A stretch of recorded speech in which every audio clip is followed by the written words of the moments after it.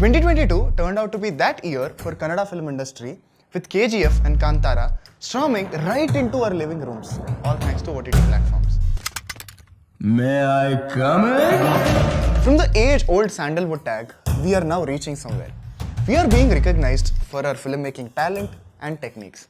But how many of you remember that our Kannada film industry once had geniuses like Shankar Nag, Girish Karnad and Girish Kasaravalli? In this video, let's look at the faces of Kannada cinema and the future of Kannada cinema, which is slightly alarming. Don't you think? Let's see why is it that way. This is Maruti Acharya and you're watching SoSouth. Your attention, please. Let the feast begin. Kannada cinema, which is also known as Sandalwood, has a rich history and has a significant contribution to Indian cinema. Kannada cinema has produced compelling stories and also actors who had not just made their mark in Kannada cinema but also India as a whole. Some of the notable actors include Dr. Rajkumar, Vishnuvardhan, Shankar Nag and Ambareesh. Kannada cinema has always been open to experimenting with new techniques and storytelling methods. Many filmmakers have pushed their boundaries and created films that are different and unique. The first step towards this great legacy started from the first Kannada talkies movie, Sati Sulochana. That's where this all started. Dr. Rajkumar, who started his career in 1950s, became the face of Kannada cinema. His movies were so good that they were remade in many other Indian languages. His movie, Anuraga Aralitu, created a history by getting remade in 7 languages. And slowly, Vishnuvardhan and Ambareesh started joining the race and eventually became stars. They were more than just actors. They became the motivation for huge groups to enter theatres. Parallel cinema. The new wave of Indian cinema, started by Satyajit Ray's Pater Panchali, has sent shockwaves across the nation, and these shockwaves hit Kannada industry too. In the 60s and 80s, with the boost given by Nandi, more parallel cinema were made and generated a lot of recognition, awards, and they were screened at international film festivals. In this era, there was proper balance between commercial cinema and parallel cinema. This era is considered to be the golden era of Kannada cinema.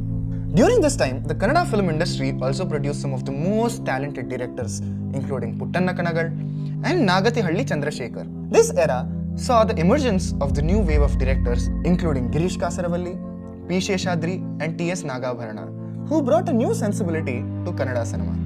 Shankar Nag Phenomenon. In the 1970s, actor and director Shankar Nag came up with a lot of innovative and experimental films. For the people who don't know him, he is the director of the famous TV show Malgudi Days. Shankar Nag's approach to filmmaking was innovative and fresh. He was one of the first directors in India to introduce a natural style of acting, which was a departure from the highly stylized acting prevalent in Indian cinema at that time. He also introduced a new level of realism in his films, portraying the struggles and aspirations of ordinary people. Upendra Phenomenon. 1990s can be considered as Upendra's era. His famous movie Om was an industry hit and has a record of re-releasing more than 550 times. This movie made entire Indian industry look at Kannada film industry. Upendra continued to push the boundaries of Indian cinema with his subsequent films such as A, Upendra and Super. He was known for his bold and unconventional themes, which often tackled taboo subjects such as sexuality and religion. Upendra's innovative approach to filmmaking, which included using new camera techniques, unconventional storytelling, and a fresh style of acting, made his films stand out from the rest. Fall of Kannada cinema. Despite of having such a glorious run with quality content and innovative filmmaking, Kannada cinema slowly started fading away.